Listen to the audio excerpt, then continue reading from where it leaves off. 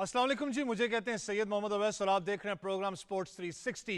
Pakistan cricket board, आपको पता है इस वक्त सबकी नजरें पाकिस्तान क्रिकेट बोर्ड की तरफ हैं। जहां हम बात करें वर्ल्ड टी20, आपको पता है right on the corner Pakistan ने अब आयरलैंड और इंग्लैंड का सफर तय करना है। लेकिन वहां पर एक बड़ी खबर आ रही है कि दो जो कोचेस का नाम, आपको पता है बार बार बात हो रही थी कौन पाकिस्तान ओडीआई टेस्ट टीम का कोच होगा, आखिरकार वो नाम सामने आ चुके हैं। अगर ओडीआई क्रिकेट की बात करूं तो गैरी कर्स्टन, जिन्होंने 2011 में इंडिया को वर्ल्ड चैंपियन बनाया था, वो ओडीआई क्रिकेट के हेड कोच मुकर्रर हैं पाकिस्तान के। अगर टेस्ट मैच की बात करूं, टेस्ट क्रिकेट की बात करूं तो जेसन गिलेस्पी को टेस्ट का हेड कोच लगाया गया। यहां पर अजहर महमूद की बात करें तो अजहर महमूद दोनों फॉर्मेट्स के असिस्टेंट कोच मुकर्रर किए गए। 2 साल की ये टेन्योर के लिए कोचेस यहां पर बनाए गए। देखने वाली बात है, असिस्टेंट कोच की बात करें, चाहे बैटिंग कोच की बात करूं या फास्ट बॉलिंग कंसल्टेंट की बात करूं, वो कौन है जिनका नाम सामने आएगा। बड़ा इंपॉर्टेंट, आपको पता है रोल होता है हमेशा जब बात होती है हेड कोच की, क्योंकि जो ट्रांसपेरेंसी है, मैं बार बार बात करता हूं, जब अंडर 19 और पाकिस्तान शाहीन और डोमेस्टिक क्रिकेट की ट्रांसपेरेंसी है हेड कोच तक, वो बड़ी क्लियर होनी चाहिए। जो मैसेज होता है वो बड़ा क्लियर होना चाहिए। देखने वाली बात है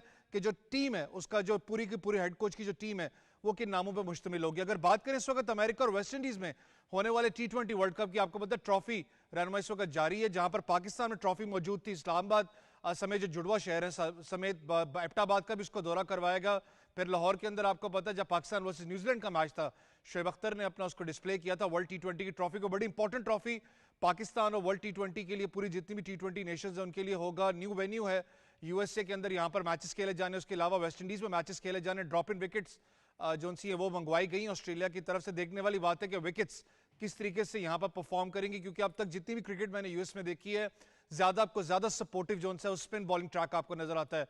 कितना ज्यादा सपोर्टिव होगी स्पिनर्स के लिए, ये देखने वाला बात होगी यूएसए टी20 वर्ल्ड कप के अंदर। इसके अलावा बात करें तो हब रैली क्रॉस में, जहां पर नया चैंपियन हमें मिल गया है। अगर प्री पैराग्लाइडिंग की बात करूं, कैटेगरी में हयानात खुद फातेह करार पाए हैं। उसके अलावा अगर वुमेन्स कैटेगरी की बात करें तो दियाना पटेल ने टाइटल अपने नाम किया है। अगर असलान शाह हॉकी की बात करें तो एक इंपॉर्टेंट टूर्नामेंट आपको पता है मलेशिया में खेला जाना है, जहां पर पाकिस्तान टीम की अगर बात करें तो इस वक्त पाकिस्तान टीम की तैयारियां जारी हैं। 7 रिजर्व खिलाड़ी भी टीम में शामिल है। कौमी स्क्वाड ने 2 मई को मलेशिया के लिए रवाना होना है। अब बड़ा इंपॉर्टेंट नाम, आपको पता है कि हमेशा नीदरलैंड्स कोच की बात करूं तो उनका नाम बार बार आ रहा था कि बड़ा इंपॉर्टेंट है। उन्होंने हॉकी को अपना, जिस वक्त खैराबाद पाकिस्तान हॉकी को छोड़ के गए थे अनफॉर्चुनेटली कुछ रीजंस की वजह से, तो पाकिस्तान हॉकी जोन से फिर मुश्किलात में आपको नजर आती थी। ऑल्टोमेंट की मैं बात कर रहा हूं, अल्लाह करे कि पाकिस्तान हॉकी जोन से वापस ऑन द ट्रैक आपको नजर आए। बड़ा इंपॉर्टेंट इस वक्त जोन सा रोल प्ले कर रही है हॉकी फेडरेशन भी। अगर हम बात करें, बड़ा पॉजिटिविटी वहां से आपको नजर आ रही है, चाहे प्लेयर्स की तैयारी की बात करें, चाहे इस वक्त बड़े टूर्नामेंट की बात करें जहां पाकिस्तान ने फेस ऑन करना है मलेशिया को। असलान शाह हॉकी टूर्नामेंट के अंदर पाकिस्तान ने 2 मई के लिए मलेशिया को रवाना होना। अगर लास्टली बात करूं तो वेस्ट इंडीज वुमेन्स के दूसरे टी20 मैच में पाकिस्तान को शिकस्त हुई है 5।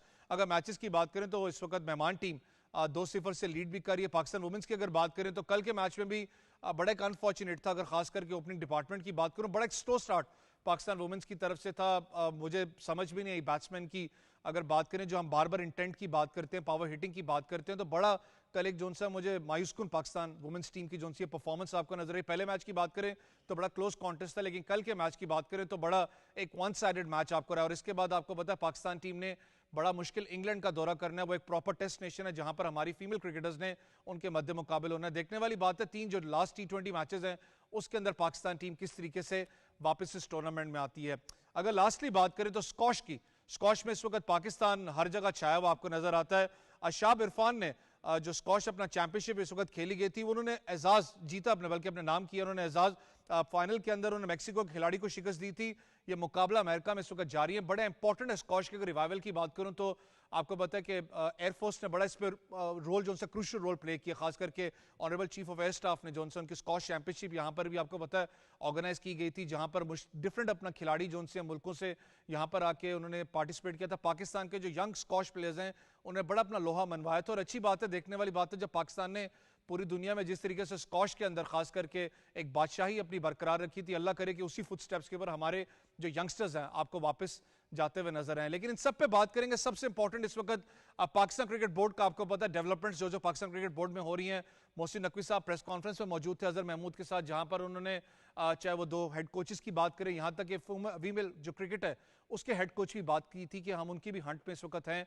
देखने वाली बात है कि हमारा जो एक हंट जो कोचिंग पैनल है वो किस पे मुश्तमिल होगा। मुझे इस वक्त जो ज्वाइन कर रहे हैं स्टूडियोज के अंदर अब्दुल मोइज शाह साहब, senior sports journalist the news से इनका ताल्लुक है। अस्सलाम वालेकुम शाह जी। जी। शाह जी बहुत शुक्रिया आपके टाइम का। इनके साथ साथ मुझे ज्वाइन कर रहे हैं क्रिकेट एनालिस्ट अली मेहदी। अस्सलाम वालेकुम अली। वालेकुम सलाम। बहुत शुक्रिया अली आपके टाइम का। इनके साथ साथ मुझे ज्वाइन करेंगे स्पोर्ट्स एंकर हैं चौधरी इरफान जकी, टेलीफोन लाइंस पे मेरे साथ मौजूद होंगे। अस्सलाम वालेकुम इरफान भाई।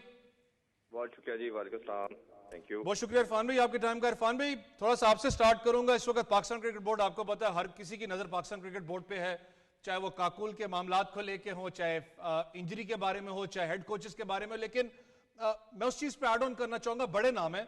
अगर मैं गैरी कर्स्टन की बात करूं, बड़ा नाम है, 2011 वर्ल्ड कप भी उन्होंने इंडिया के नाम किया। उसके अलावा अगर उनकी बात करूं, परफॉर्मेंसेस की बात करूं, बैक टू बैक उनकी परफॉर्मेंसेस नजर आती हैं। लेकिन बैटिंग कोच, बॉलिंग कोच कौन होगा? देखिए, जहाँ तक आपने बात की कोचेस की, पहली तो सबसे ये चीज़ है कि जो अच्छी चीज़ है उसे एडमायर भी करना चाहिए, अप्रिशिएट भी करना चाहिए। तो as far as that is concern तो ये कोचेस तो बिल्कुल ठीक सिलेक्शन है। बट मेरा ख्याल है कि शायद गैरी कर्स्टन बहुत बड़ा नाम है, आपको तीनों फॉर्मेट में इनको रखना चाहिए था। बट मेरे सोर्सेज के मुताबिक शायद वो अपने आप को थोड़ा सा रिलैक्स भी रखना चाह रहे हैं, क्योंकि आपको पता है कि ओडीआई और टी20 थोड़ा ज्यादा होता है। टी20 तो ऑब्वियसली बहुत ज्यादा होता है, और पाकिस्तान टेस्ट बाकी एज कंपेरिजन अगर ऑस्ट्रेलिया या इंग्लैंड की बात करें तो कम खेलता है। तो उनके पास कुशन होगा कि चलें वो अपनी फैमिली को या अपने कंट्री वापस जा सकते हैं। तो इसी रीजन से उन्होंने दो फॉर्मेट को ज्यादा प्रेफरेंस दी। और ओबियसली गिलेस्पी के लिए भी लाइक वाइज सेम यही चीज है कि उनके पास भी मार्जिन होगा, वो कुछ टाइम दे भी सकते हैं और अपने आप को रिलैक्स भी रख सकते हैं। तो ये सबसे बड़ी रीजन थी। और इससे पहले एंडी फ्लावर से भी काफी बात की गई, बट वो अपनी फैमिली कमिटमेंट की वजह से नहीं आए। तो ये डिसीजन ठीक है। जो आपका क्वेश्चन है कि क्या बॉलिंग कोच और कौन होगा, bowling coach obviously assistant coach के तौर पे तीनों फॉर्मेट में अजहर महमूद है। बॉलिंग कोच तो आपको फास्ट बॉलिंग में तो यही नजर आएंगे। और जहां तक स्पिन बॉलिंग कोच है, वो हमें मालूम है सईद अजमल ऑलरेडी टीम के साथ लिंकअप है, एसोसिएटेड है, तो वो आपका प्राइज अंजाम देंगे। तो पैनल आपका कोचिंग का तो ये है। बट मुझे कहीं ना कहीं लगता है कि वहाब रियाज को जैसे सीनियर मैनेजर के तौर पे आपने टीम में इंडक्ट किया, और वो सिलेक्टर भी हैं, चीफ सिलेक्टर है तो नहीं, बट हमें सबको मालूम है कि वो चीफ सिलेक्टर का भी काम कर रहे हैं। तो कहीं ना कहीं आप शायद उनको भी इस रोल में बॉलिंग कोच के तौर पे, या कहीं ना कहीं हमें लगेगा कि वो भी अपनी इनपुट देते नजर आएंगे। ज़हीर में, लेकिन जैसे आपने बात की, लेकिन अगर मैं थोड़ा सा ओवरऑल अगर एक्सपीरियंस की बात करूं गैरी कर्स्टन की, बैक टू बैक परफॉर्मेंसेज हैं, लीग क्रिकेट के अंदर भी इस वक्त हैं, उनकी परफॉर्मेंसेज आपको नजर आती है। इंडिया के खिलाफ भी उन्हें बड़ा एक तगड़ा अपना रिकॉर्ड जो उनसे आपके सामने। लेकिन एक हमेशा बात होती है, जो एक हेड कोच है, वो पाकिस्तान का हेड कोच है, उसको ट्रांसपेरेंसी चाहिए होती है। पाकिस्तान शाहीन्स की बात करो, अंडर 19 की बात करो, डोमेस्टिक की, वो जो मैसेज है वो कितना क्लियर होना चाहिए हेड कोच को, ताकि उसको पता कौन सा लड़का परफॉर्म कर रहा है और रेडी है पाकिस्तान टीम के लिए। देखिए, इसको दो एस्पेक्ट में देखना पड़ेगा। पहले तो ये जो डिबेट होती है ना कि हम पाकिस्तानी कोच क्यों नहीं रखा जाता जी, फॉरेन कोचेस क्यों रखे जाते हैं। हमारा अनफॉर्चुनेटली जब भी हम ट्राई करते हैं, असल में होता ये है कि एक दफा वैसे हम फॉरेन कोच रखते हैं, दूसरी दफा हम लोकल कोच को ट्राई करते हैं। लोकल कोच का प्रॉब्लम ये आता है कि सर्टन टाइम के बाद वो नेपोटिज्म और फेवरेटिज्म में चला जाता है। उसकी पास में बेतहाशा एग्जाम्पल आप कहेंगे तो मैं 10-15 नाम ले दूंगा आपको। तो वो लड़कों का कंसर्न रहते हैं। फॉरेन कोच की एक ही सबसे बड़ी अच्छी चीज है कि एज ए ह्यूमन बीइंग वो भी किसी ना किसी जगह पे जाता है, लेकिन कहीं ना कहीं वो आपके राइट्स को इन्फ्रिंज नहीं करता। वो आपके जो मेरिट पे है चीजें वो लेके चलता है। और खासतौर पे जैसे मिकी आर्चर का भी टेन्योर, हमने जो पहला टेन्योर था खासतौर पे, उसमें आपने चैंपियन ट्रॉफी जीती, 2019 का वर्ल्ड कप भी अच्छा खेला, पूरी टीम बिल्ड हुई आपकी, 2 साल आप टी20 में नंबर 1 भी रहे। तो उसकी कंटिन्यूटी ये होती है। आपको ये मसाइल नजर नहीं आएंगे कि आमिर रिटायरमेंट ले रहा है, फलाना रिटायरमेंट ले रहा है, फलाने को उसने क्लास कर दी, फलाने को सिटी बेस के ऊपर नहीं खिलाया, तो ये आपको प्रॉब्लम नजर नहीं आते। तो इस लिहाज से मैं एंडोर्स करता हूँ कि फॉरेन कोच होना चाहिए। और जहां तक दूसरी चीज है कि आपके जो डोमेस्टिक का चक्कर है, ये समझने में उसको एटलीस्ट टाइम चाहिए होगा। वो फौरन नहीं हो सकता, एट वंस नहीं हो सकता। इवन अजहर महमूद को भी नहीं मालूम एग्जैक्टली कि कौन से लड़के आपके डोमेस्टिक के परफॉर्मर हैं। अभी तो एक प्रॉब्लम सबसे बड़ा ये आ गया है कि आपने ये माद, उस्मान खान और आमिर को जिस तरह आपने टीम में डाला, टीम में जगह जरूर बनती है, बट ये डालने का मेथड गलत था। उससे जो मैसेज चला गया है आपके डोमेस्टिक के लड़कों का, वो बहुत बुरा मैसेज आएगा। उससे तो वो बेचारे सारे सर पकड़ के ये बैठे होंगे कि हमने कितने सालों की जो मेहनत की, ये तो पैराशूट के थ्रू कोई भी आ सकता है, कोई भी लैंड कर सकता है। तो उसको एड्रेस करना मेरा ख्याल है पीसीबी का एक सबसे बड़ा डोमेस्टिक के पार्ट के ऊपर चैलेंज होगा। और ये जो गैरी क्रिस्टन को, अजहर महमूद को बहुत टाइम लगेगा, एटलीस्ट मेरी नजर में 6 से 8 मंथ लगेंगे कि डोमेस्टिक के नजर रखने के लिए, लड़कों को समझने के लिए कौन से परफॉर्मर है, किसको साथ लेके जाना चाहिए। अभी तो आप काकूल में 29 लड़के ले जाते हो, आपको कुछ को पता ही नहीं है कि आपने कंटिन्यू भी करना है या नहीं। असल में तो ये आपका 15-16 का स्क्वाड था जो पूरे पाकिस्तान में से आपको लगा सबसे बेस्ट है। और आपने पॉपुलर डिसीजन को बेसिकली आप ये जो रजीम है, ये जो बोर्ड है, उसकी तरफ जा रहा है ताकि लोगों की तरफ से बैकलैश ना हमें फील करना पड़े। चाहे वो बाबर की कप्तानी है, क्योंकि लोग चाहते हैं, बाबर को पसंद करते हैं तो बाबर को कप्तान लगा दे। हालांकि मेरा मानना यह है कि शाहीन के साथ भी ज्यादती हुई कि एक सीरीज के बाद दुनिया के किसी भी कैप्टन को नहीं रिमूव किया जा सकता। कैसे आप जज कर सकते हैं? आल दो के बाबर को पहले हटाना भी गलत था। इसी तरह प्लेयर की कंटिन्यूटी भी होती है। आपके जो लड़के इतने टाइम से टीम के साथ थे, उनको लेके चलना और आप एट वंस ले आए। मैं फिर वही बात करूंगा कि आमिर इमाद की जगह टीम में बनती है, लेकिन लाने का जो एक मेथड था, आपका जो डोमेस्टिक को आप वैल्यू देते हैं, जो खेलेगा वो आएगा टीम में, वो निकालना भी गलत था, उनका जाना भी गलत था और लेके आने का मेथड भी गलत था। तो ये आपकी पाकिस्तानी क्रिकेट को डेड करेगा। बट ये मैनेजमेंट एक ही चीज चाह रही है, एक तो पॉपुलर डिसीजन कर रही है और ये चाह रही है किसी ना किसी तरह हम अगर विक्ट्री मिलती है, जीतते हैं, तो हमारी जो प्रीवियस रिजीम गुजरी है उन पे जो तनकीद होती थी, शायद हम उस क्रिटिसाइज से बच सकें, अपने आप को सेफ गार्ड करें कि जी देखें हमने ये डिसीजन किया और हमारी टीम जीत रही है।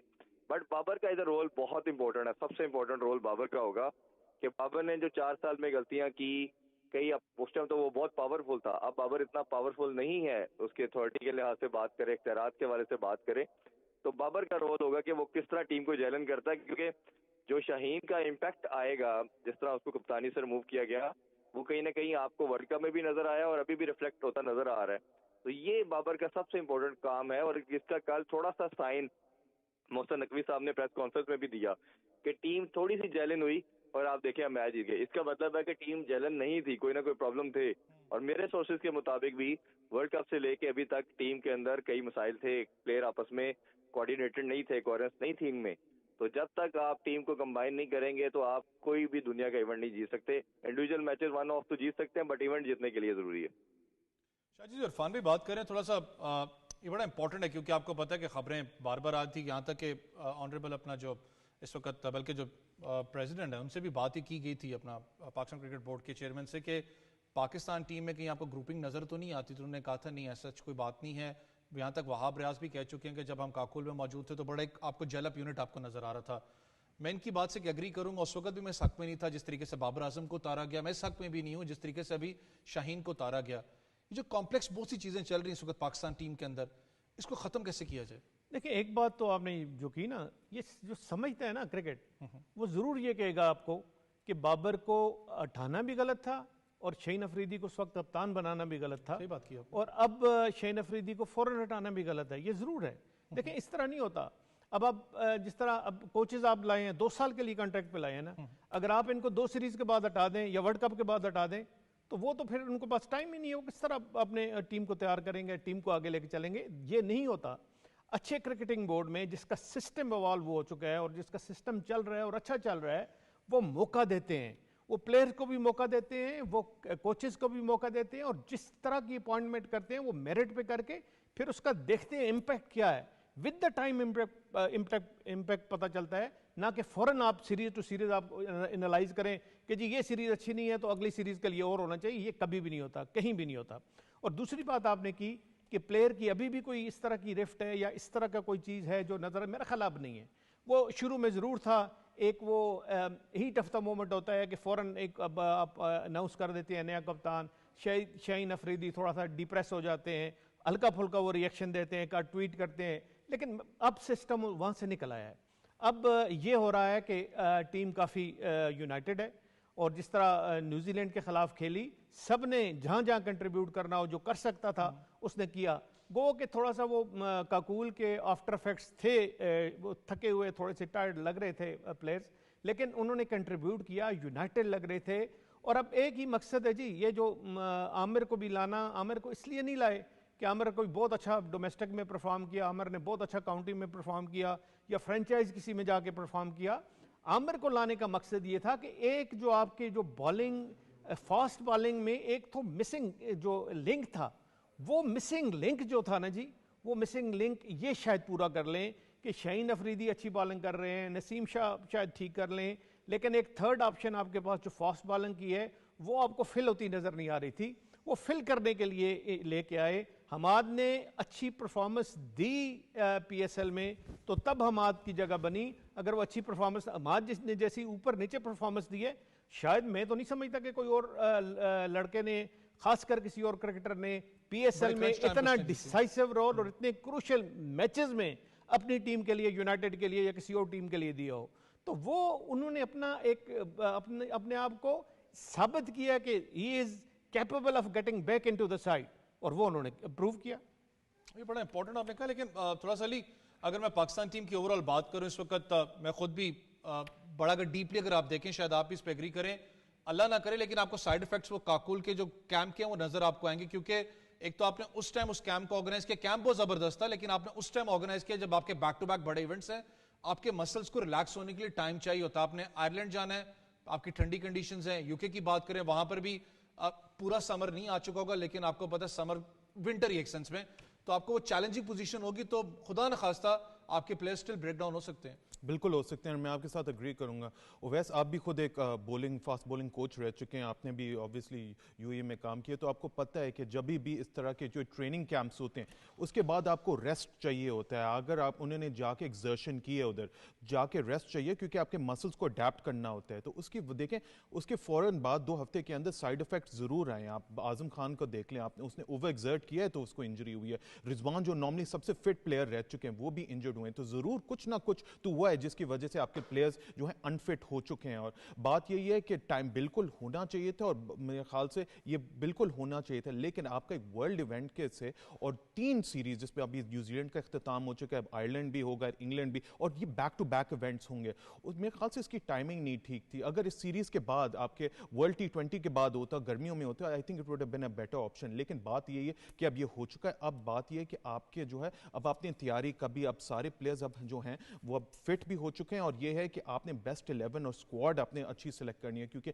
ये बहुत बड़े इवेंट्स अब आ चुके हैं। अगर हमने T20 वर्ल्ड कप में अच्छा परफॉर्म करना है, पिछले 2 कप्स में जिसमें हमने सेमीफाइनल और फाइनलिस्ट के लिए हमने मतलब हमारा आखिरी पोजीशन, हमारी जो पोजीशन है आई थी, अगर हमने 1 स्टेप फर्दर जाना है तो इस दफ़ा हमने ये करना है कि best tactical decisions, strategic decisions, best 11 भी खिलाना है, और साथ में प्लेयर्स को फिट होना चाहिए, क्योंकि ये जो नया वर्ल्ड T20 इवेंट आ रहा है इसकी स्ट्रक्चर बिल्कुल बदल चुकी है, तो इसके लिए आपको बिल्कुल फिट होना पड़ेगा। इरफान भी थोड़ा सा गैरी कर्स्टन पे आना चाहूंगा।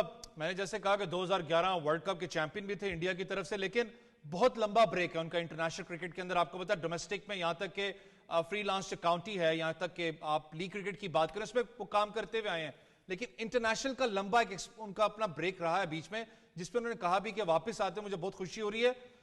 उनका एक्सपीरियंस कैसे देख रहे हैं पाकिस्तान टीम के साथ? जो दोनों साहिबान ने बात की, मैं उसमें एक चीज ऐड करना चाहूंगा, वो ये है कि विक्ट्री के लिए ना पाकिस्तान को जीतने के लिए अपना माइंड सेट चेंज करना पड़ेगा। और माइंड सेट कैसे होगा? जब अग्रेसिव अप्रोच लेके आएंगे। वैसे हमने 15-16 साल T20 क्रिकेट में, आज मैं एक शो पे था सुबह, मैंने बात की कि पाकिस्तान ने 15-16 साल आईसीसी के तमाम इवेंट्स, खासतौर पे T20 में आप देखेंगे अच्छा परफॉर्म किया, और दुनिया की सबसे बेस्ट साइड T20 में तो एटलीस्ट हम कंसिडर होते थे। बट 2-3 साल से आप देखें कि हम कंटिन्यूसली 2021 के अगर आप देखें टेन्योर, अगर विनिंग रेशियो देखेंगे तो हमारा डिक्लाइन होना शुरू हो गया, क्योंकि दुनिया ने मॉडर्न डे क्रिकेट को अडॉप्ट किया, टीमों ने 200 प्लस करना शुरू कर दिया, हम 150 से 160 की क्रिकेट खेलते रहे। हम सरवाइव थोड़ा करते रहे, इसीलिए करते रहे कि हमारी बॉलिंग अच्छा परफॉर्म कर रही थी, बॉलिंग हमें मैच जिता देती थी। अब जब हमारी बॉलिंग ने अपने हाथ छोड़े तो हमने देखा कि एकदम हम कोलैप्स कर गए, और डिफरेंस बहुत ऑब्वियस नजर आना शुरू हो गया कि न्यूजीलैंड जैसी सी टीम ने भी आके आपको बॉदर किया।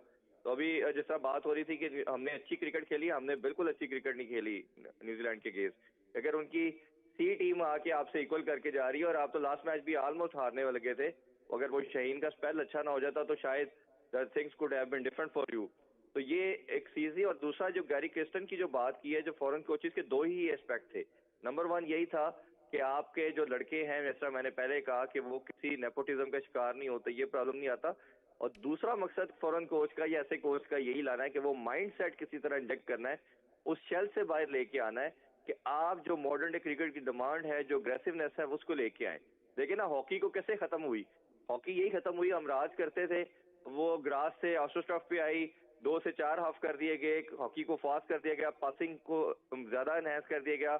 हमारी जो थिंक टैंक थी उसने मॉडर्न डे हॉकी को अडॉप्ट नहीं किया, और हम देखा कि हॉकी में बिल्कुल क्वालिफाइंग राउंड भी नहीं हम खेल पाते, या वो भी नहीं पूरा करते। इसी तरह क्रिकेट के अंदर भी अब गोरो ने पहले तो T20 को फॉर्मेट माना ही नहीं। अब जैसे ही उन्होंने फॉर्मेट माना, उन्होंने देखे पूरी गेम का सिनेरियो चेंज किया। उन्होंने अपने डोमेस्टिक में इसको लेके आए, पावर हिटिंग पे काम किया, एग्रेशन पे लेके आए।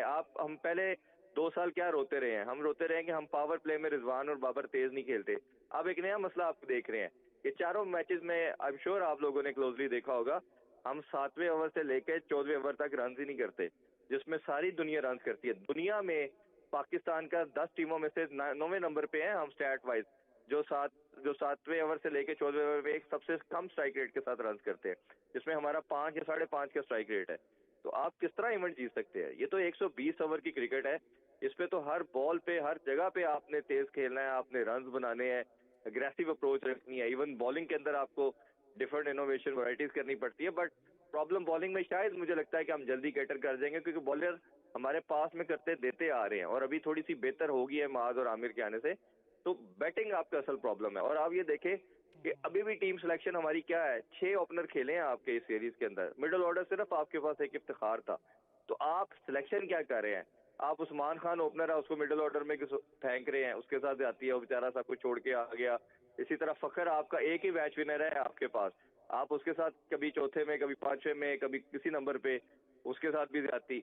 अब इफ्तिखार जो है उसका एक प्रॉब्लम सबसे बड़ा है कि अगर उसको थोड़ा अर्ली बैटिंग करनी पड़ जाती है तो वो स्पिनर को हाथ से रीड नहीं करता, वो पेस को तो अच्छा खेल लेता है। तो ये उसका एक बहुत बड़ा प्रॉब्लम है। तो आपको एक फिनिशर के रोल पे अभी भी एक ऐसा बैटर चाहिए, और आप वो कोशिश कर रहे हैं किसी तरह इमाद कर दे, पूरा शादाब कर दे।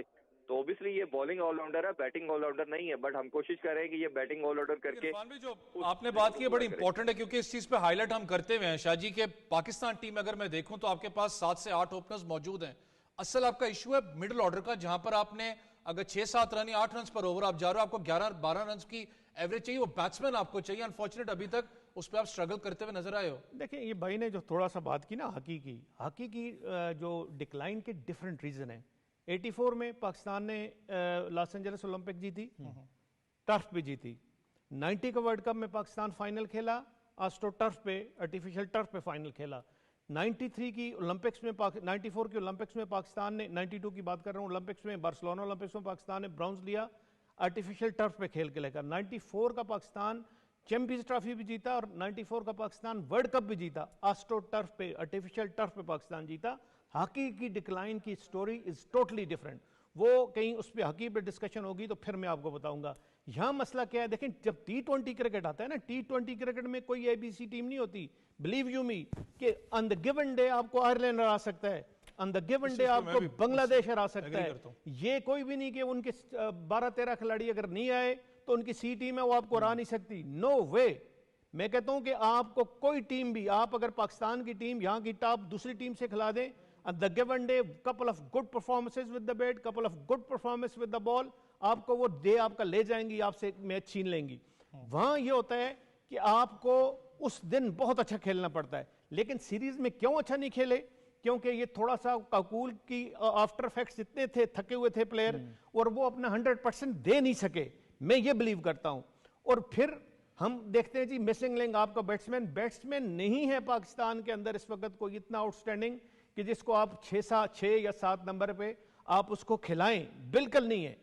और अगर ये थोड़ा सा, अगर उस्मान खान की आपने जो इंडक्शन की है वो सिर्फ इसलिए की है कि पाकिस्तान में हिटर की तकरीबन नापेद है।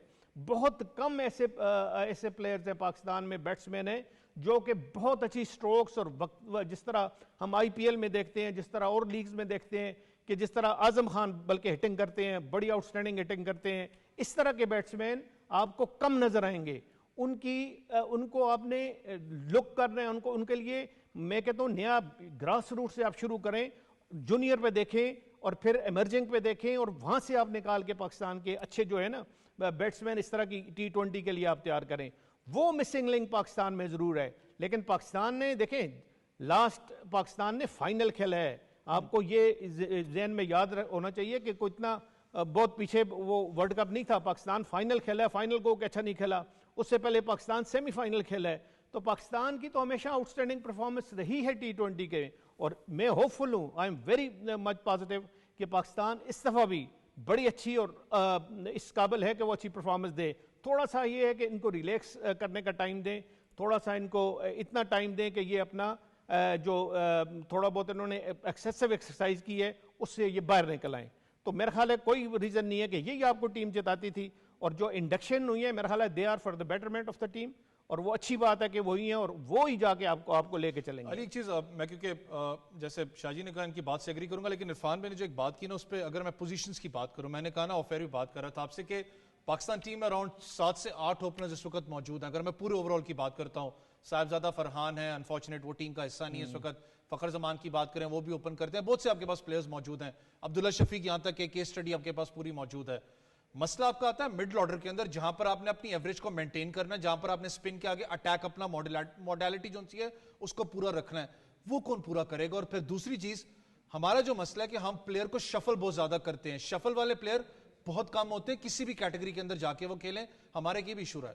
अनफॉर्चुनेटली हम अगर आप बात करें तो हमारी जो बैटिंग ऑर्डर में स्पेशली T20 में बहुत शफलिंग हुई है, कोई कंसिस्टेंसी नहीं है। और बात ये जब तक कोई कंसिस्टेंसी नहीं होगी तो बहुत कंफ्यूजन होगी किस तरह खेलना है, किस तरह एवरेज मेंटेन करना है, जिस तरह इकॉनमी को, स्ट्राइक रेट को मेंटेन करना है। तो अनफॉर्चुनेटली बहुत मुश्किल बस जवाब है इसका देना। लेकिन बात यही है कि जो मिडिल ऑर्डर जब से मेरे ख्याल से जब से हफीज़ और शोएब गए हैं, क्योंकि वो उन दोनों के पास एक्सपीरियंस था और वो मिडिल ऑर्डर में एटलीस्ट वो क्या करते थे कि कंसिस्टेंटली जाके आपके जो है स्ट्राइक रेट को रखते थे। जब से वो गोइंग कोई पक्का प्लेयर आपका T20 में आ नहीं चुका है, which is a big problem. क्योंकि अगर आपने वो एक्स्ट्रा स्टेप जाना है, तो अगर आपने वर्ल्ड T20 जीतना है तो आपको वो नंबर 4, नंबर 5, नंबर 6 मैं कहूँगा कि उस पर जाके आपको एक जो है हिटर भी चाहिए, जो है जो स्ट्राइक रेट मेंटेन करना चाहिए, जो करना चाहिए वो चाहिए। और अगर वो नहीं होगा तो फिर आप कभी भी चैंपियंस नहीं बन सकते। अगर हम पिछले वर्ल्ड T20 की बात करें, फाइनल में जब कोलैप्स हुआ था, फाइनल में जब बाबर आजम आउट हुए तो फिर हमारी पूरी लाइन लग गई थी।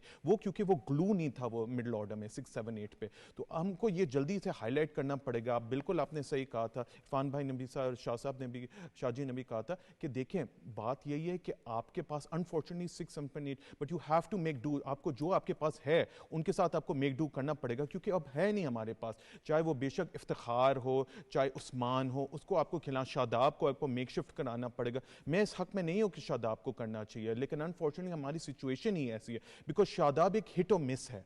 शादाब की बात है या तो वो परफॉर्म करेगा बैट के साथ या बिल्कुल नहीं करेगा, और बॉलिंग के साथ ही वो बहुत इनकंसिस्टेंट है। लेकिन अनफॉर्चुनेटली हमारे पास वो टूल्स नहीं है, और जब वो टूल्स नहीं है तो आपको मेक डू करना पड़ेगा, और वो वीकनेस हमारे एक्सपोज होगा। तो बड़ा इंपॉर्टेंट का, क्योंकि कहीं ना कहीं शायद हम भूल जाते हैं कि हम बॉलिंग ऑलराउंडर है, बैटिंग ऑलराउंडर नहीं है। थोड़ा सा पाकिस्तान को कहीं ना कहीं डिफरेंशिएट करना पड़ेगा। मूव ऑन करते हैं इस वक्त अमेरिका और वेस्ट इंडीज में। आपको पता है वर्ल्ड T20 खेला जाना है, सबकी नजरें उसके ऊपर। इरफान भाई, ऑस्ट्रेलिया से ड्रॉप इन विकेट्स जो सी हैं वो भी आ चुकी हैं न्यूयॉर्क के अंदर, सबकी नजरें होंगी पाकिस्तान वर्सेस इंडिया का जो मैच न्यूयॉर्क में खेला जाना है। लेकिन विकेट्स बड़ी स्लो हैं, जो वहां से खबरें भी आई हैं, जो मैचेस भी देखते हुए, लीग आपको पता है यूएस में होती है, स्पिनर्स जो है वो बहुत ज्यादा डोमिनेट करते हुए नजर आते हैं। अली, मैं सिर्फ वेस्ट पैसिफिक की बात के अंदर दो चीजें ऐड करना चाहूंगा। हॉकी इसलिए आप जो जीते, भाई ने 4-5 टाइटल बताए कि आपके जो प्लेयर थे वो सारा एक बड़ा नाम थे, बड़े स्किल्ड थे। जैसे नए लड़के आए तो वो स्किल लेवल में पीछे हो गए, वो अडॉप्टेबिलिटी नहीं कर पाए। यही बात मैं कह रहा हूँ कि हर जगह पे आपको अडॉप्टेबिलिटी करनी है। वर्ल्ड कप का जो फाइनल की हम बात कर रहे हैं, लास्ट हम फाइनल खेले, उससे पहले सेमीफाइनल खेले हैं। आप ये देखें कि टीमों ने आप 137 करके आप सोच रहे हैं कि इंग्लैंड आपसे 137 कर लेगा, आप रोक लेंगे उनको। क्या मसला था कि आपकी एग्रेसिव अप्रोच जो है, माइंडसेट आपका वो नहीं रहा जो होना चाहिए। आपने काउंटर किसी भी अपने हरीफ को, जब आप कंपटीशन आता है ना, आप अगले पहलवान से लड़ने के लिए उससे ज्यादा स्ट्रांग होके आते हैं। ऑस्ट्रेलिया जो थी, जब तक उन्होंने इसको माना ही नहीं कि क्रिकेट है T20, वो इसमें सफर करते रहे। अब जब उन्होंने समझा कि ये एक फॉर्मेट है, हमने इस पे जान लगानी है, वो यूई की कंडीशन में आके वर्ल्ड चैंपियन बन के चले गए। तो हम तो सबसे स्ट्रॉन्ग साइड थी। मेरा मानना यह है कि 2021 के वर्ल्ड कप में हम सबसे बेहतर थे, बट हम नहीं जीत पाए। क्यों? अग्रेसिव अप्रोच, ये इंटेंट हमने इंजेक्ट करनी है अपने अंदर। ये अब समझना है कि अब ये ओडीआई के फॉर्मेट की तरह या किसी और तरह हमने नहीं खेलना। अब काउंटर, उन्होंने काउंटर निकाल लिया आपका, बाकी टीमों ने, तो हमने उसमें इंप्रूव करना है। दूसरा आपका, coming back to your question, America की पिचेस की बिल्कुल यही रिपोर्ट है जी कि स्लगिश विकेट्स होंगी, लो बाउंस होगा। वेस्ट इंडीज की भी ऐसी हैं समहाउ, जिस तरह सब कॉन्टिनेंट की, आप बांग्लादेश की आप कह सकते हैं, कुछ पिचेस आप पाकिस्तान की। तो हमें इसमें बहुत हमारे फायदा भी है, नुकसान भी है। नुकसान ये है कि फायदा ये है, पहले फायदे की बात कर लेते हैं कि चले हमें बैट्समैन के लिए इजी हो सकता है, वो अच्छा खेल सकते हैं। नुकसान ये है कि आपके पास क्वालिटी स्पिनर नहीं है, जिसका सबसे बड़ा आपने एक प्राइम एग्जांपल वर्ल्ड कप में देख लिया। आपके पास प्रॉपर क्वालिटी स्पिनर नहीं था और आपने कितना स्ट्रगल किया कि आप अफगानिस्तान से भी हार गए। इसी तरह हम अगर देखें तो हम जो एशिया कप श्रीलंका में हुआ उधर भी हम स्ट्रगल करते नजर आए। तो हमने पाकिस्तानी सब कॉन्टिनेंट के अंदर अगर आपने क्रिकेट खेल के स्पिनर प्रोड्यूस नहीं कर रहे तो यहाँ मिडिल ऑर्डर को रो रहे हैं, तो एक ये बहुत बड़ा हमारा अलमिया बनता जा रहा है। इरफान भाई, क्योंकि मेरे पास इरफान भाई माजरत आपको अपना बीच में इंटरप्ट करूंगा, मुझे एक और क्वेश्चन अपना एड ऑन लास्ट आपसे पूछना चाहूंगा। अगर मैं पाकिस्तान टीम की बात करूं, कुछ चेंजेस आपको नजर आ रही है वर्ल्ड कप से पहले? देखिए मोस्ट लाइकली तो अनटिल अनलेस कोई बहुत बुरा हो किसी की परफॉर्मेंस हो तो फिर शायद आ सकते हैं, अदरवाइज तो मेरा ख्याल है कि अब टाइम नहीं है। ये आजम खान और रिजवान दो ऐसे प्लेयर हैं जिसको ये इंडक्ट करके उसको जरा स्टेबल करने की कोशिश करेंगे। उस्मान खान पे प्रेशर बेचारे पे बहुत बिल्ड हो गया है कि आपने उसको उसका कॉन्ट्रैक्ट भी खत्म करवाया, इधर शिफ्ट किया, और उसका नंबर अगर आप देखें ना, एक बच्चे को बनाने के लिए मैं हमेशा बात करता हूँ, बाबर आजम ने जितने रन किए सब कुछ किया, बाबर को रन दिया गया, बाबर को नंबर 3 का फिक्स स्लॉट दिया गया। प्लेयर बनाए जाते हैं। आप टेक्निकली साउंड बाबर के बाद पाकिस्तान में अगर आप पूरे पाकिस्तान से पूछेंगे ना कौन है, तो सारे 99% लोग कहेंगे अब्दुल्ला शफीक। ये एक ऐसा प्लेयर था जिसको हम कंटिन्यूसली चांस दे के अपना सेकंड बैटर के तौर पे, एक कंफर्म बैटर के तौर पे टीम में रख सकते थे। हम किसको देखते थे? शान मसूद को, जो टेस्ट प्लेयर था, और आपने कहा जी हमें कोई नहीं मिला। ये मुझे नहीं समझ आई इसकी किसकी लॉजिक थी। ये एक टेस्ट प्लेयर को आपने T20 में डाल दिया और देखा कि हमने वर्ल्ड कप में 137 किया। अब लोग कहेंगे उसने 25 किया था, 30 किया था। भाई हमें इम्पैक्ट के परफॉर्मेंसेस चाहिए, हमें रन नहीं चाहिए, 30, 40, 50 नहीं चाहिए। 40 गेंदों पे को 50 कर रहा है, 45 कर रहा है, ये क्रिकेट खत्म हो चुकी है। अगर आप ये कहेंगे तो आपको वन ऑफ, आप बांग्लादेश, श्रीलंका, इनसे तो जीतते रहेंगे, इवेंट नहीं जीत पाएंगे। और हम 92 को क्यों याद रखते हैं, चैंपियन ट्रॉफी को क्यों याद रखते हैं, 2009 के वर्ल्ड कप को क्यों याद रखते हैं, ऑस्ट्रेलिया फाइनल आगे क्यों नहीं हारती? क्योंकि उसे मालूम है कि हमने जो आपकी बात है बिल्कुल एग्री करूंगा, जो इंटेंट वाली बात है। बहुत शुक्रिया मौजूद थे स्पोर्ट्स 360 के साथ। शाह जी, ये जो इंटेंट वाली बात आपको याद है कि मैं ये चीज हकीकतन नहीं भूलूंगा कि पाकिस्तान आपको पता है हमेशा top of the line world T20 के अंदर है। पिछला जो वर्ल्ड कप था उसके अंदर भी हम बार बार इंटेंट की बात करते थे, इंटेंट आपको नजर नहीं आता। अब आपने यूएस जैसी विकेट्स पे खेलना है जहां पर बॉल एज सच आपको सपोर्टिव नहीं होगा बाउंस के लिहाज से। कुछ तब्दीली आपको टीम में नजर आ रही है? मुझे लगता है कि अब भी कुछ प्लेयर्स ड्रॉप होंगे टीम से। देखिए, पहले तो मैं ये बात करूं, ज़्यादातर हमारे एक्सपर्ट्स का ख्याल होता है कि जी आजकल 250 और 260 स्कोर होने लगे। बिलीव यू मी, ये वर्ल्ड कप में नहीं होगा। बिल्कुल, वर्ल्ड कप में around 190, 195 is a winning score. और ये कोई करना और प्रेशर में करना, सॉरी बात काट रहा हूं, 190 कह रहे हैं, 140 भी करें, वर्ल्ड कप में प्रेशर होता है। मैं वही कह रहा हूं ना, 190 आप समझेंगे कि बहुत आपने जबरदस्त स्कोर कर दिया, और उसमें कोई भी टीम है, कोई भी बॉलिंग अटैक है, वो रिस्ट्रिक्ट कर सकता है, उसमें इतनी एबिलिटी होती है। ये तो होगी एक जनरल इंप्रेशन जो आजकल हर तरफ दिया जा रहा है कि जी वो 250 और 260, और IPL को देख के वो वहाँ पे एक दो बॉलर तो जरूर अच्छे होते हैं, बाकी 2-3 बॉलर तो बिल्कुल सादे से होते हैं डोमेस्टिक लेवल के, तो उनको फिर छक्के चौके पड़ते हैं तो 250-60 और विकेटें बिल्कुल फ्लैट होती हैं। तो वो सबका वो तकरीबन जहन का वो जो है वो सोचने का अंदाज बिल्कुल डिफरेंट कर दिया है। वर्ल्ड कप में ऐसा नहीं होगा। वर्ल्ड कप हमेशा प्रेशर गेम्स होते हैं। 180, 190 बहुत अच्छा स्कोर काउंट किया जाता है। अब आपने कहा जी कि कोई चेंजेस होंगी, देखिए मैं नहीं समझता कि कोई चेंजेस होंगी। आप अमेरिका जा रहे हैं, आप वेस्ट इंडीज जा रहे हैं, वहां से रिप्लेसमेंट मंगाना आपको बहुत मुश्किल होगा। 15 की टीम तो आपने अनाउंस करनी है, 3 आपने साथ रखने हैं ट्रैवलिंग रिजर्व की बात कर रहे हैं, ठीक है जी, और मुझे लगता है वो साथ ही जाएंगे। वो साथ ही जाएंगे। अब आप देखें ना, आपके पास तो है ही 18 प्लेयर, तो वही हारिस रऊफ अगर फिट हैं तो वो आ जाएंगे, एक आध बीच में हट जाएगा। मेरा 17 थे अगेंस्ट न्यूजीलैंड, तो 18 हो जाएंगे। तो ऑलमोस्ट शेप टीम की फाइनल जो टूरिंग स्क्वाड होगा उसकी तकरीबन शेप यही होगी, कोई डिफरेंट नहीं होगा। आप कह रहे हैं कि यही शेप होगी? क्योंकि शाह जी मैंने हॉकी पे भी आना, टाइम हमारे पास कम है। अली थोड़ा सा lastly, important world cup Pakistan की, सब नजरें पाकिस्तान के ऊपर होंगी, यूएस के अंदर खेला जाना है, एक्सपेक्टेशंस क्या है? देखो एक्सपेक्टेशन बहुत अच्छी हैं। पाकिस्तान जो है वह ऐसे ग्रुप में जिसमें यूएसए भी है, आयरलैंड भी है, साथ में इंडिया भी है। तो देखिए बात यह है कि ऑब्वियसली अगर पाकिस्तान परफॉर्म करे तो ज़रूर अच्छा करेगा। पाकिस्तान के जो मैचेस हैं, एक न्यूयॉर्क में होंगे, डैलस में होंगे, फोर्ट लॉडरडेल में भी होगा जो फ्लोरिडा में। तो इंशाल्लाह अगर पाकिस्तान अच्छा परफॉर्म करे तो फिर ऑब्वियसली पहला मरला तो पूरी उम्मीद है कि वो आगे बढ़ेगी उससे। सेकेंड जो होगा उसके बाद फिर आपको पता है कि सुपर 8 का मरहला शुरू होगा, वो टफ रहा, और सारा वेस्टर्न इंडीज में होगा। और वेस्ट इंडीज में ज्यादातर अगर देखा जाए तो विकेट चाहे वो टर्न भी करती हैं और साथ में ये है कि डजन कि बॉल आके बैट पे अच्छी तरह आती नहीं है, तो उस वक्त तक पाकिस्तान के पास थोड़ा सा टाइम मिल जाएगा कि खेलनी कैसी विकेटों पे। तो मेरी पूरी उम्मीदें हैं कि टाइम कि पाकिस्तान अच्छी परफॉर्म करेगी, लेकिन बेस्ट ये चीज़ है, मोस्ट इंपॉर्टेंट ये चीज़ है कि बेस्ट 18 को हमने सिलेक्ट करना है, बेस्ट 15, और हमने साथ में 3 प्लेयर्स, और मोस्ट इंपॉर्टेंटली ये कि हमने स्पिनर्स को भी मेरे लिए आज भी, क्योंकि एक चीज है शाह जी, मैं कहूंगा कि मुझे वो प्लेयर चाहिए जो बेस्ट, आप लॉट की बात करें, जो स्पिन के आगे अटैकिंग क्रिकेट खेल सके। मूव ऑन करना है Shah ji, Azlan Shah hockey tournament की बात करें तो मैं खुश हूं, ऑल्टमैन वापस पाकिस्तान टीम के अंदर आ चुके हैं। आपसे बार बार बात उनकी होती भी रही थी कि ऑल्टमैन को होना चाहिए। इंपॉर्टेंट टूर्नामेंट मलेशिया हमने खेलने जाना है, पाकिस्तान हॉकी फेडरेशन की बात करूं, बहुत से मामला तय पा चुके हैं, अच्छी बात है, पॉजिटिव, वहां से भी खबरें आ रही हैं कि वो पॉजिटिव तरीके से काम कर रहे हैं, बहुत अच्छा काम कर रहे हैं। टूर्नामेंट कितना इंपॉर्टेंट है पाकिस्तान के लिए, मेजर टूर्नामेंट्स के लिए? देखिए, अजलान शाह एक basically is an exhibition tournament, कोई ये FIH का एक कैलेंडर वाला टूर्नामेंट नहीं है, it is an exhibition tournament. और उसमें यह है कि सारी जो टीम्स हैं जो खेलती हैं वो अपने आप को जज करती हैं कि हमारी कैपेसिटी क्या है, हम क्या कर सकते हैं। अब soon after Azlan Shah cup आपने जाके नेशंस कप खेलना है। अब कोई बात हो रही थी हॉकी पे कि हॉकी की डेवलपमेंट क्यों नहीं हो रही। भाई हॉकी की डेवलपमेंट इसलिए नहीं हो रही कि आजकल FIH प्रो लीग है, FIH pro league top 10 teams आपकी खेलती हैं।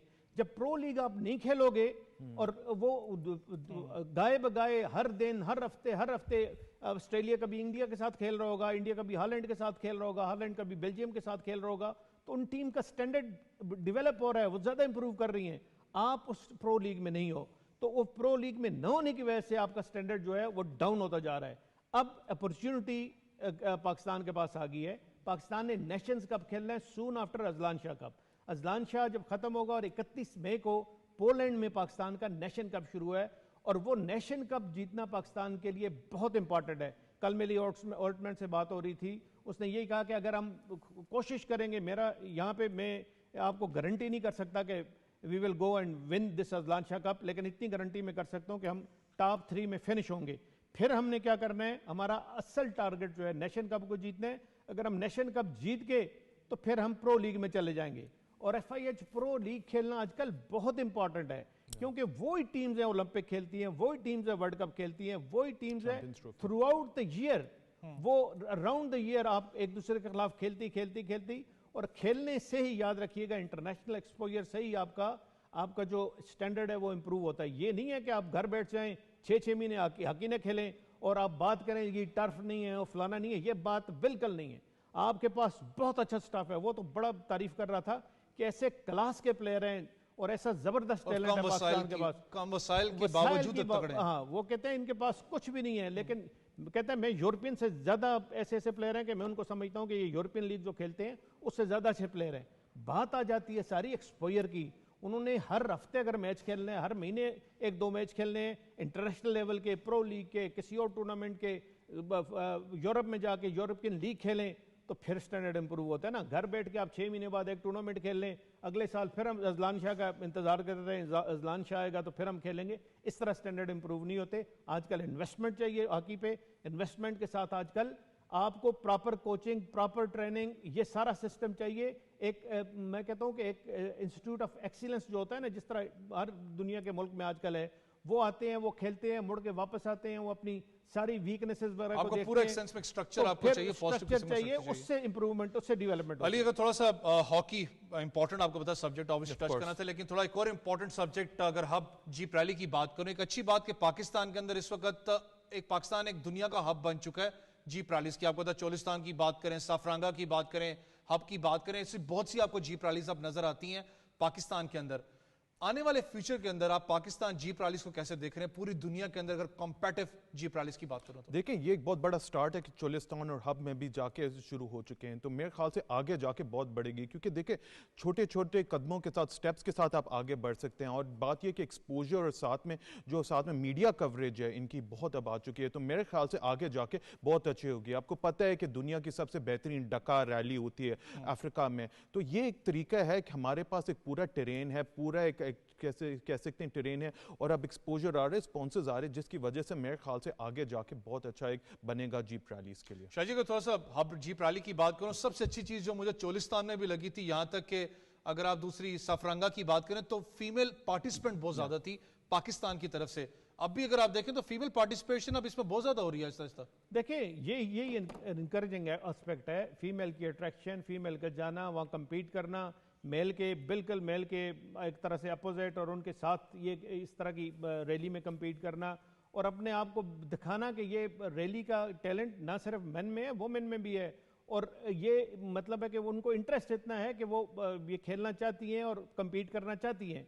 तो ये बड़ी अच्छी खुशाइन बात है। मेरा ख्याल है विद द टाइम अवैस इंशाल्लाह मुझे उम्मीद है कि इस तरह की स्पोर्ट्स, जीप रैली हुई, कार रैली हुई, साइकिल रेस हुई, इस तरह की स्पोर्ट्स जिससे पाकिस्तान का कल्चर लोगों में को ख़ासकर बाहर की दुनिया में ज़्यादा अच्छे तरीके से डिपेक्ट होगा, वो ज़्यादा होंगी तो उससे इंशाल्लाह फ़ायदा होगा। और मेरा ख्याल होपफुली आहिस्ता आहिस्ता ये बेहतर हो रहा है और आहिस्ता आहिस्ता इम्पैक्ट ज़्यादा हो रहा है इसका। सॉरी क्योंकि इस वक्त टाइम खत्म हो चुका है। बहुत शुक्रिया आप दोनों मेहमानों का। जितने भी स्पोर्ट्स इस वक्त अगर हम डिस्कस करें, मुझे पता ऑन द लाइन इस वक्त पाकिस्तान क्रिकेट तो है, लेकिन बार बार यही बात होती है जितना एक्सपोजर इनको मिलेगा उतना ज्यादा आपको पाकिस्तान के अंदर बैकअप और टैलेंट आपको नजर आएगा। चाहे हॉकी की बात करें, चाहे जीप रैलीज की बात करें, चाहे फुटबॉल की बात करें, आपको एक्सपोजर और खास करके इस वक्त जो दुनिया के अंदर स्पोर्ट्स को जिस तरीके से लेके चल रहे हैं, आपको उसके फुटस्टेप्स को फॉलो करना पड़ेगा। मुझे मेरी टीम को कल तक इजाजत दें। अल्लाह हाफिज।